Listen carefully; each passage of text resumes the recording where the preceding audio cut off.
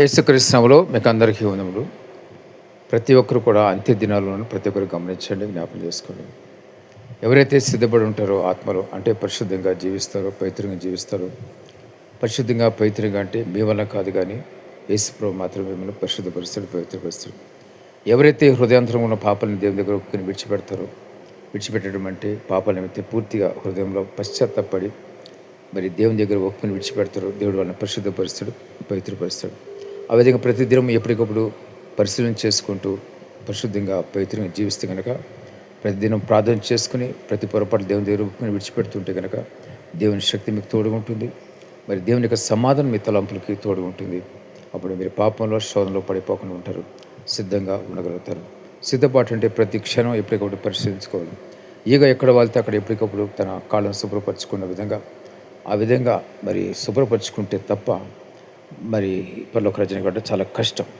సిద్ధంగా ఉండాలి, పరిశుద్ధంగా ఉండాలి, బుద్ధి కనికలు ఉండాలి.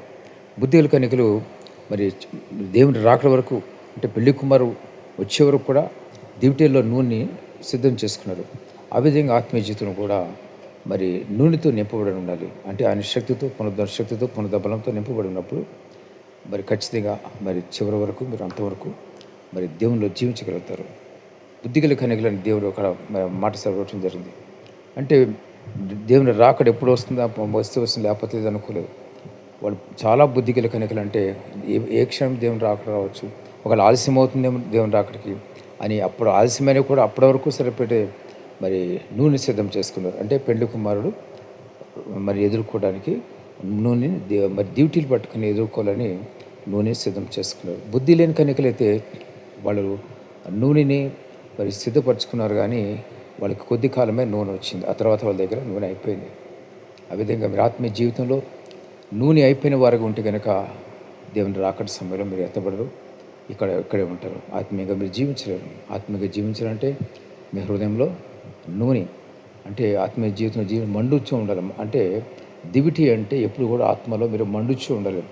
ఆత్మలో పరిశుద్ధంగా పవిత్రంగా జీవిస్తున్నప్పుడు ఆ యొక్క మంట, ఆ జ్వాలలు, మరి ఆ పరిశుద్ధత గురించిన ఆలోచనలు, తలంపులు మరి సాతాను యొక్క ప్రభావాన్ని కొట్టివేస్తాయి. గమనించండి, మీరు శోధనలో ప్రవేశించకుండా దేవుడు కాపాడుతాడు.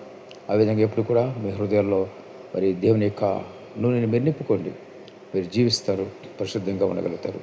నూనె అంటే ప్రార్థన కూడా సాదృశ్యమవుతుంది. నూనె అంటే మరి పరిశుద్ధి కూడా సాదృశ్యమవుతుంది. కాబట్టి గమనించండి, ఇంకా అనేక మర్మాలు దీనిలో ఉంటాయి. ఏదేమైనా మీరు సిద్ధపడి ఉంటేనే దేవుని రాకడ సమయం పడతారు. లేని పక్షంలో భూలోకం విడిచిపెట్టబడి ఆ తర్వాత నరకానికి వెళ్ళిపోతారు. దేవుడి మాటలు దీనికి ఆశించగలరు. ఆమె